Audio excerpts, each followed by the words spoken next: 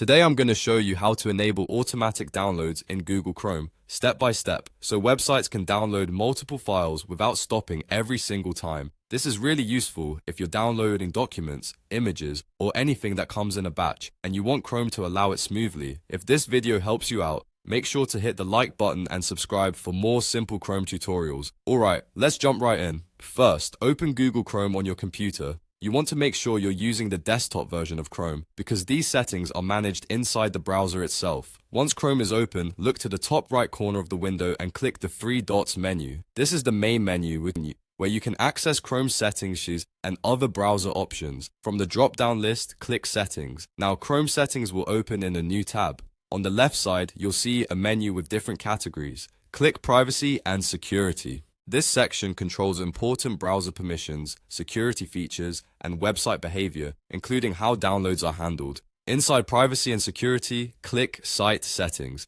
This is where Chrome keeps controls for things like notifications, camera access, microphone permissions, pop-ups, and download-related site permissions. If you don't see it right away, just scroll a little until you find it. On the Site Settings page, scroll down and look for additional permissions. Then click Automatic Downloads.